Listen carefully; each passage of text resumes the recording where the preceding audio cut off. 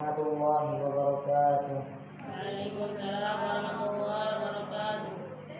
A'udzu billahi minasy syaithanir rajim.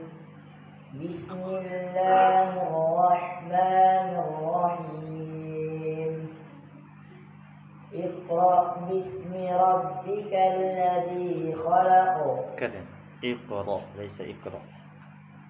اقرأ باسم ربك الذي خلق خلق الإنسان من علق اقرأ وربك الأكرم الذي علم بالقلم علم الإنسان ما لم يعلم كلا إن الإنسان ليطغى أن رآه استغنى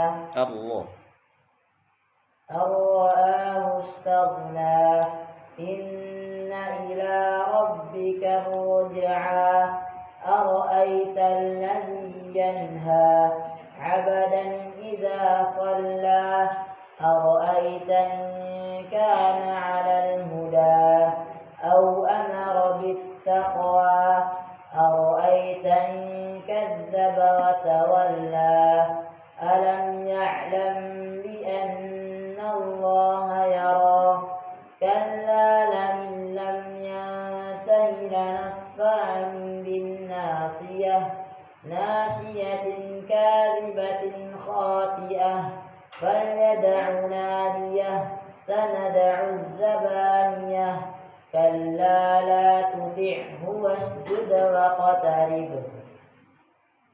Bacalah dengan menyebut nama Tuhanmu yang menciptakan. Dia telah menciptakan manusia dari segumpal darah. Bacalah, dan Tuhanmu lah yang maha mulia, yang mengajar manusia dengan pena. Dia mengajarkan manusia apa yang tidak diketahuinya. Sekali-sekali tidak, sungguh manusia itu benar-benar melampaui batas apabila melihat dirinya serba cukup. Sungguh hanya kepada Tuhanmu lah tempat kembalimu. Bagaimana pendapatmu tentang orang yang melarang seorang hamba ketika dia melaksanakan sholat? Bagaimana pendapatmu jika dia yang dilarang sholat itu berada di atas kebenaran petunjuk, atau dia menyuruh bertakwa kepada Allah? Bagaimana pendapatmu jika dia yang melarang itu mendustakan, berpaling? Tidakkah dia mengetahui bahwa sungguhnya Allah melihat segala perbuatannya? Sekali-sekali tidak, sungguh jika dia tidak berhenti berbuat demikian, niscaya kami tarik ubun-ubunnya ke dalam neraka, yaitu ubun-ubun orang mendustakan dan durhaka. Maka biarlah dia memanggil golongannya untuk menolongnya. Kelak kami akan memanggil malaikat Zabaniyah menyiksa orang-orang yang berdosa. Sekali-sekali tidak, janganlah kau patuh kepadanya, dan sujudlah serta dekatkanlah dirimu kepada Allah. Syukran. Assalamualaikum warahmatullahi wabarakatuh. Waalaikumsalam warahmatullahi wabarakatuh.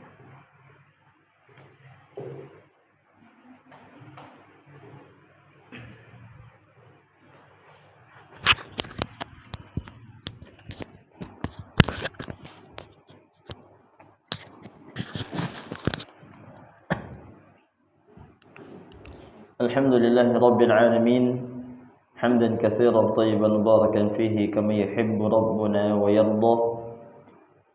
أشهد أن لا إله إلا الله وحده لا شريك له وأشهد أن محمدا عبده ورسوله لا نبي ولا رسول بعده. أما بعد.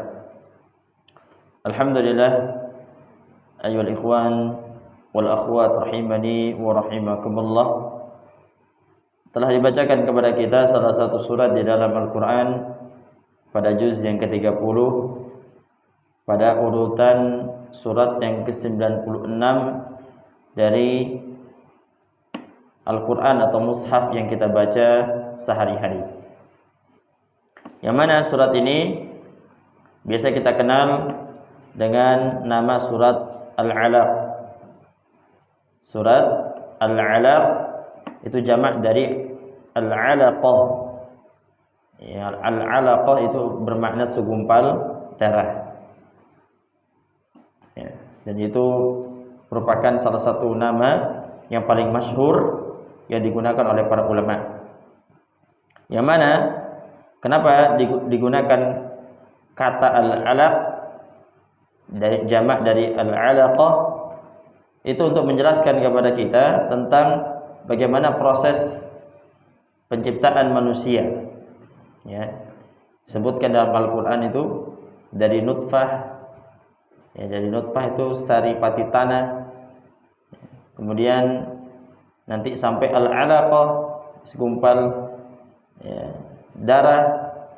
Kemudian mudghah, segumpal daging, sampai menjadi izaman. Ya kan, dalam Al-Quran disebutkan demikian, izaman menjadi tulang belulang.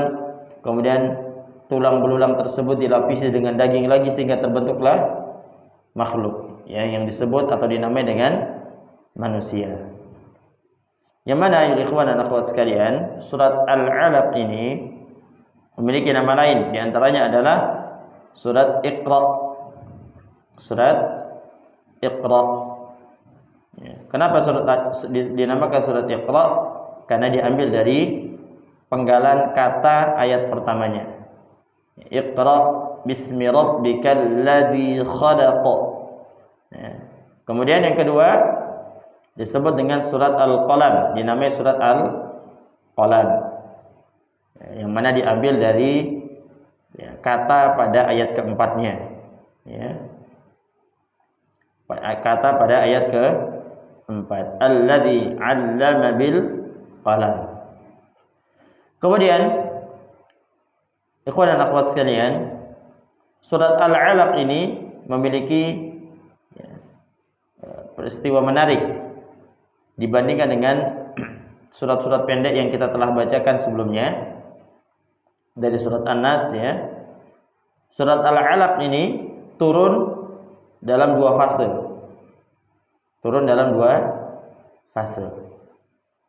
Surat Al-Alaq termasuk surat yang pertama kali diwahyukan kepada Nabi Allah Muhammad SAW.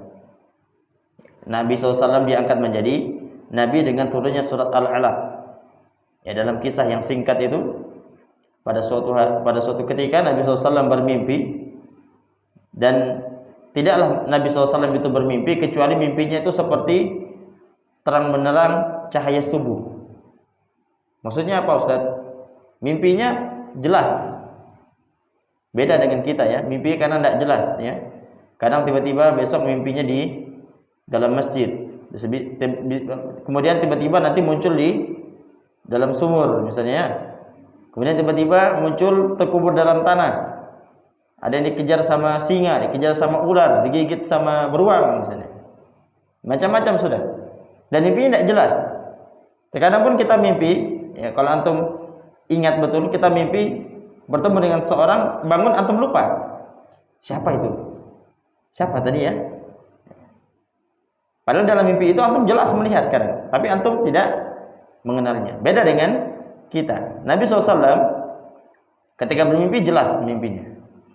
Maka ketika Nabi SAW ya setelah bermimpi, kemudian muncul rasa ghirah, ingin bertahanus. Bertahanus itu menyendiri, berdiam diri dengan tujuan untuk beribadah kepada Allah. Ibadahnya apa Ustaz? Ya banyak ya, di sana ada ibadah tafakkur, ya, memikirkan tentang kebesaran Allah, penciptaan, ya, untuk tujuannya mendekatkan diri kepada Allah Subhanahu wa taala. Maka ketika saat itu, ya pada suatu malam ketika Nabi SAW sedang menyendiri di gua, disebutkan Nabi SAW itu ketika menyendiri beliau pergi kemana? Ke gua Hira. Nah, pada suatu malam ketika beliau menyendiri, ya tepatnya pada bulan Ramadan, disebutkan dalam riwayatnya seperti itu, sekitar pada tahun 610 Masehi. Walaupun ini dipersisihkan oleh para ulama. Tapi intinya adalah pada bulan Ramadan beliau didatangi oleh malaikat Jibril. Malaikat Jibril datang kepada beliau dalam bentuk penyerupaan manusia. Disebutkan oleh para ulama, malaikat Jibril dalam bentuk perupamaan manusia. Seraya berkata kepada Nabi Allah Muhammad SAW, "Iqra," kata malaikat Jibril. "Iqra." Apa kata Nabi? "Ma ana biqari." Saya tidak bisa baca. "Iqra." Ya, saya tidak bisa baca kata Nabi SAW. Maka setelah itu malaikat Jibril mendekat kemudian memeluk Nabi dengan pelukan yang erat sampai Nabi itu seakan-akan tidak bisa bernapas. Ya. Kemudian diulangi lagi yang kedua kali, "Iqra." Diulangi lagi, dijawab oleh Nabi, "Ma ana biqari." Saya tidak bisa baca. Datang lagi, dipeluk erat-erat ini. Ya. Sampai Nabi hampir tidak bisa bernapas. Kemudian yang ketiga kalinya, akhirnya malaikat Jibril menyampaikan 5 ayat pertama dari surat Al-Alaq. Karena memang 5 ayat yang pertama dari surat Al-Alaq ini turun pertama kali di Gua Hira saat itu. Ya, kemudian malaikat Jibril mengatakan, "Iqra bismi rabbikal ladzi khalaq. Khalaqal insana min 'alaq. Iqra wa rabbukal akram. Alladzi 'allama bil qalam. 'Allamal insana ma lam ya'lam." Maka seketika itu Nabi SAW apa? Bergetar, berkeringat. Dan Nabi SAW pulang ke rumahnya dengan perasaan gemetar, perasaan takut. Kemudian seraya mengatakan kepada istrinya Khadijah, "Zamiluni, zamiluni." Apa itu zamiluni? Ya, selimuti aku, selimuti aku. Ya. Untuk apa? Meredakan rasa takutnya, rasa khawatirnya. Ya. Singkatnya seperti itu. Ya, kemudian apa? Di mana? Diselimutin. Kemudian setelah itu, setelah beliau tenang, akhirnya Khadijah membawa Nabi Allah Muhammad SAW kepada salah satu keluarganya, yaitu sepupunya Khadijah, namanya Waraqah bin Nufail. Waraqah bin Naufal, Waraqah bin Naufal. Ya. Kenapa? Karena Waraqah bin Naufal ini adalah orang yang suka menulis ya tentang kitab-kitab samawi, menulis Injil, ya, menulis kitab-kitab yang lainnya. Ya. Dan masya Allah, ya, masya Allah, ketika Waraqah bin Naufal mengetahui tentang kejadian Nabi SAW, kemudian Waraqah bin Naufal mengatakan kepada Khadijah bahwasanya engkau akan diusir dari kampungmu. Dan ketika engkau diusir, apabila aku hidup sampai saat itu, aku akan berusaha membelamu. Aku akan menjadi orang yang paling membelamu. Tapi qadarullah masyafa'ala, Waraqah bin Naufal meninggal dunia sebelum Nabi SAW, ya, kejadian yang tadi, diusir dari kampungnya, diusir dari Mekah. Kemudian ikhwan wal akhwat sekalian rahmati Allah Subhanahu wa taala, ya, kita bacakan ya, tafsirnya langsung. Dalam ayat yang pertama Allah taala firman, "Iqra bismi rabbikal ladzi khalaq." Bacalah dengan menyebut nama Tuhanmu yang menciptakan. Iqra ya Muhammad, bacalah. Ya. Tuhan yang menciptakan. Khalaqal insana min 'alaq. Yang dia menciptakan manusia dari segumpal darah. Ya. Segumpal darah. Ya. Dan biasa ya, Allah ini ayat ini turun di saat di zaman masa-masa kedokteran itu belum ada. Ya. Makanya kedokteran di zaman-zaman ilmuwan dari kalangan kedokteran di zaman-zaman ini mereka takjub dengan Al-Quran sehingga banyak masuk Islam karena ayat ini. Antum bayangkan di tengah-tengah padang pasir yang jauh dari kata modern, ya, jauh dari Romawi, jauh dari Persia, Arab Saudi.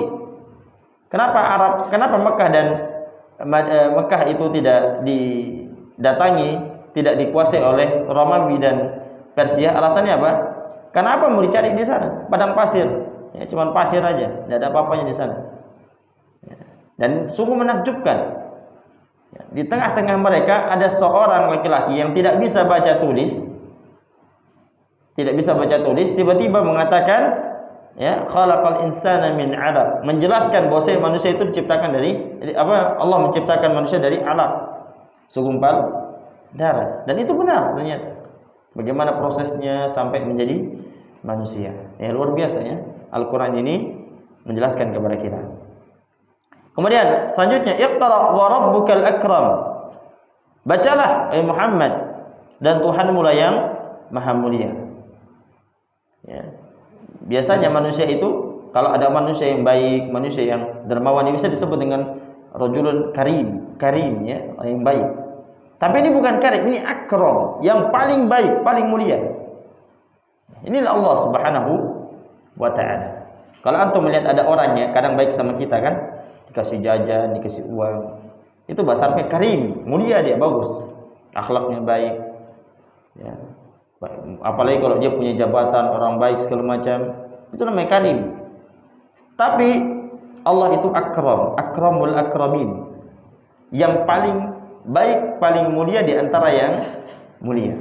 Itulah Allah Subhanahu wa ta'ala. Alladzi 'allama bil qalam, yang mana ya Allah Subhanahu wa ta'ala firman, yang mengajarkan manusia dengan pena.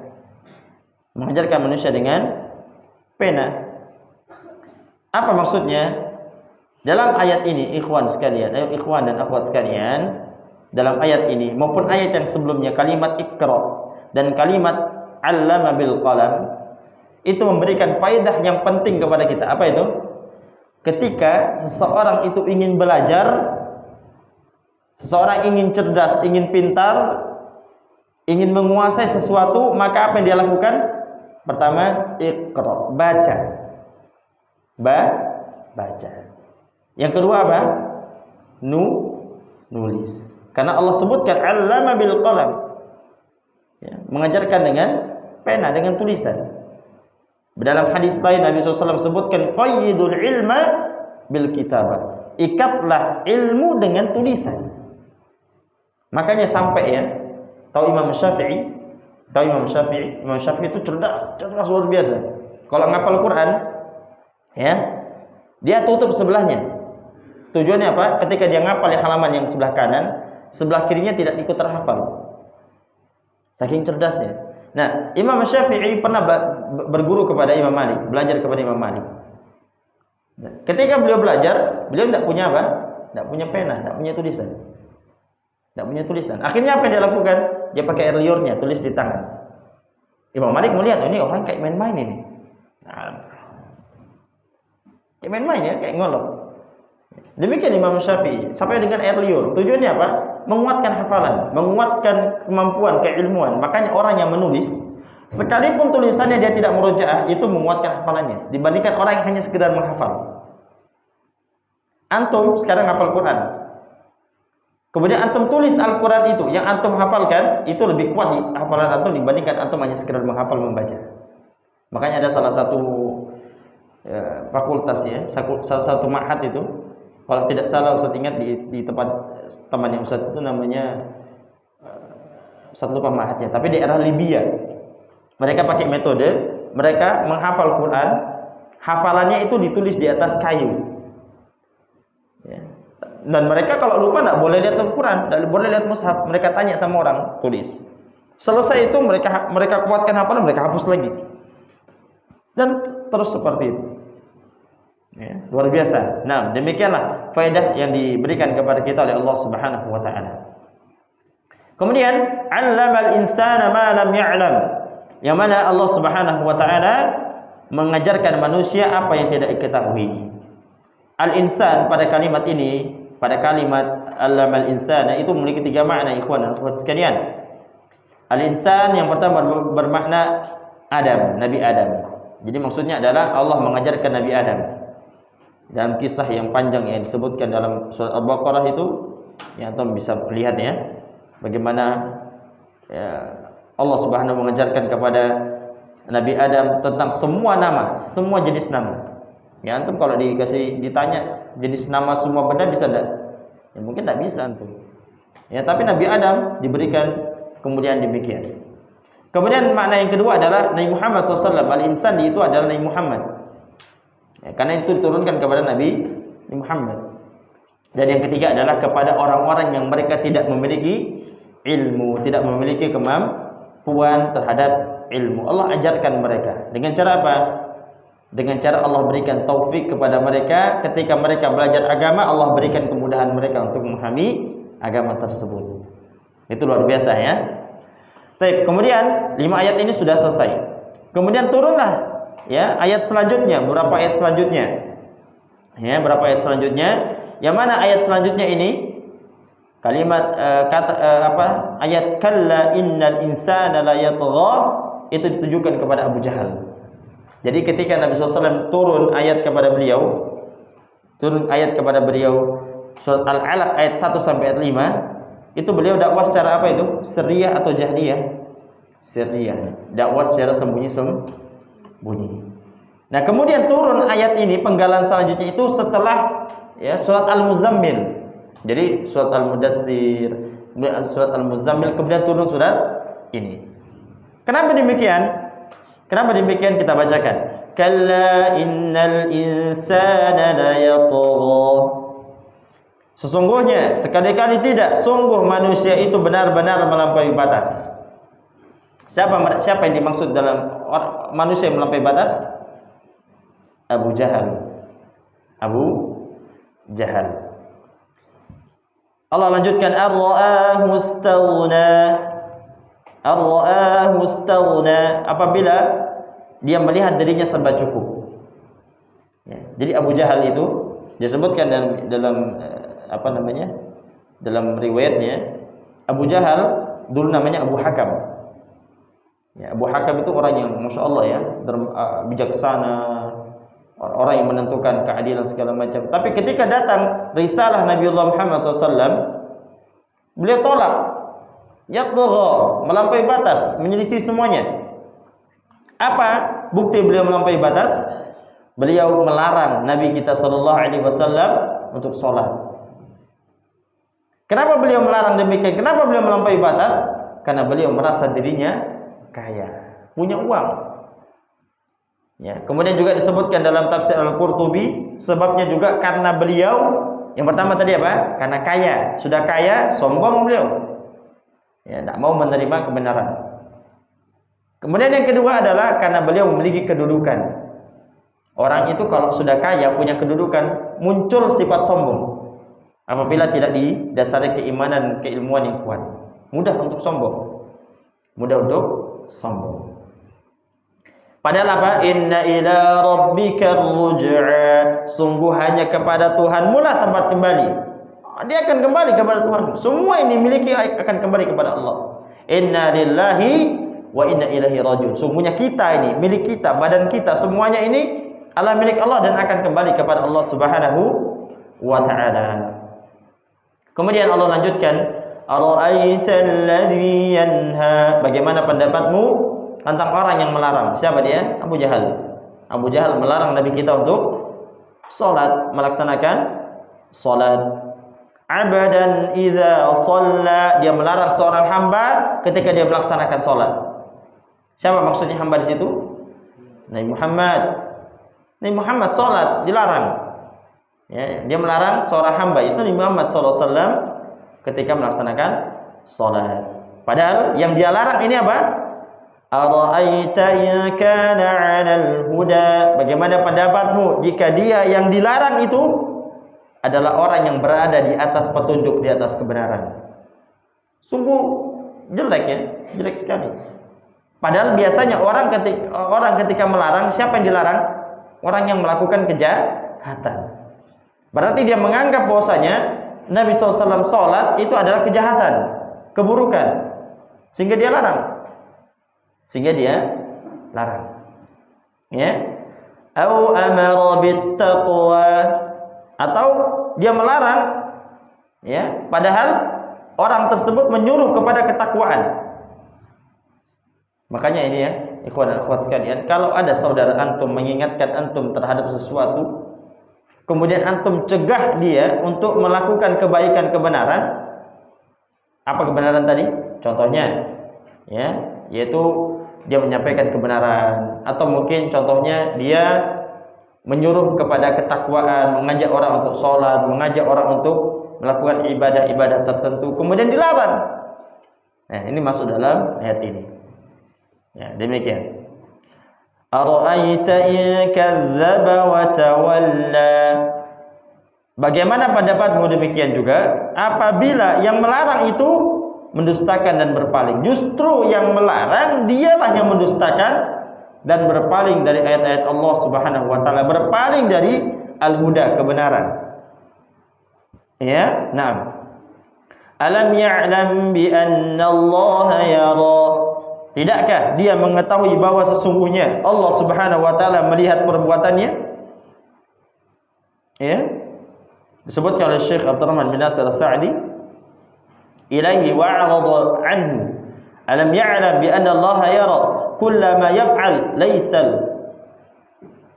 Padanya dan berpaling darinya, apakah dia mengetahui bahwa sungguhnya Allah melihat semua hal yang dikerjakannya? La, ya, sekali tidak. Kemudian Allah lanjutkan, kalla la illam yantahi la kalla la illam yantahi afan. Sekali-kali tidak, kata Allah.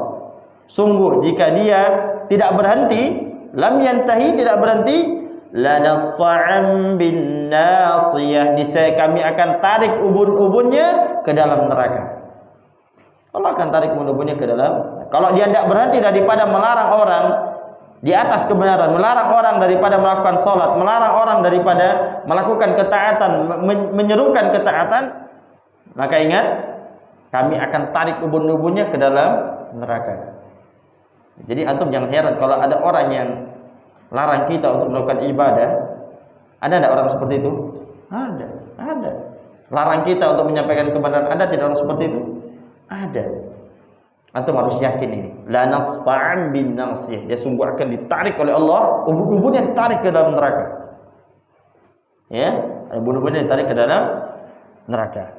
Nasiyatin kadhibatin khati'ah, yaitu ubun-ubun orang yang mendustakan dan durhaka. Ya tadi sama dengan yang disebutkan tadi. Ya, dalam ayat ini disebutkan itu orang Abu Jahal tadi. Ya, disebutkan yaitu Abu Jahal. Falyad'u nadiyah, maka biarlah dia memanggil golongannya untuk menolongnya. Memanggil sesama orang-orang yang mendustakan ayat Allah, sama sesama orang-orang yang menyelisih dan durhaka kepada Allah Subhanahu wa taala. Dia kan sesama sudah. Ya, disebutkan fal yahdil hadha at-taghiyat ahlan nadi.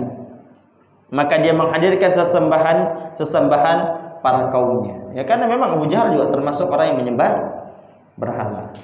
Orang-orang yang melarang kita itu biasanya bukan orang muslim. Maka kelak dia akan cobalah minta pertolongan kepada selain Allah Subhanahu wa taala, apakah mereka mampu.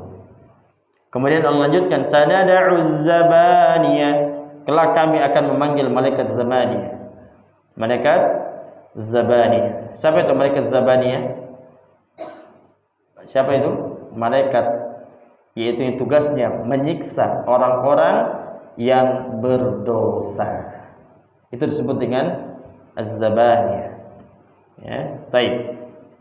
Ketika mereka minta pertolongan kepada siapa? Kepada penyeru selain Allah Subhanahu wa taala, kepada sesembahan selain Allah, maka mereka akan diazab oleh malaikat zabaniyah, yaitu malaikat yang khusus untuk menyiksa orang-orang yang berbuat dosa. Kalla, kemudian terakhir, kalla la tuti'hu, sekali-kali tidak, janganlah kamu patuh kepadanya. Jangan kamu patuh kepada penyeru selain kepada kebenaran, kepada ketaatan kepada Allah. Wasjud waqtarib, dan sujudlah kepada Allah dan dekatkanlah dirimu kepada Allah Subhanahu wa ta'ala. Maknanya apa? Al-amru ala ma yazunnu Abu Jahal innahu lan yanalaka ya Muhammad. Perintah atas apa yang Abu Jahal sangka, sesungguhnya dia tidak akan mengenaimu wahai Muhammad. Santai saja. Tetap wasjud waqtarib, tetap sujud dan mendekatkan diri kepada Allah Subhanahu wa ta'ala. Demikian, ini tafsir dari apa yang kita bacakan insyaallah dalam surat Al-Alaq. Semoga Allah berikan kita kemudahan. Yang pertama, poin yang pertama, dimudahkan dalam mempelajari agama Allah. Dan mempelajari agama Allah tidak terlepaskan dari dua cara. Apa tadi? Rajin membaca dan suka menulis. Yang ketiga, ya, tadi satu membaca, yang kedua menulis, yang ketiga adalah perintah agar kita senantiasa terus melakukan sujud dan mendekatkan diri kepada Allah tanpa memperdulikan orang yang melarang kita. Kenapa? Karena sungguhnya orang yang melarang kita ini kelak di akhirat nanti Allah Subhanahu wa taala akan berikan balasan yang setimpal bagi dirinya. Ya, demikian Allah taala alam bisawab. Yumkin hadza ma aqul lakum fi hadhihi al-lailah mubarakah. Kita cukupkan dengan doa kafaratul majlis. Alhamdulillah rabbil alamin. Subhanakallahumma wa bihamdika asyhadu an la ilaha illa anta astaghfiruka wa atubu ilaik. Akhiru da'wana anil hamdulillahi rabbil alamin. Assalamualaikum warahmatullahi wabarakatuh.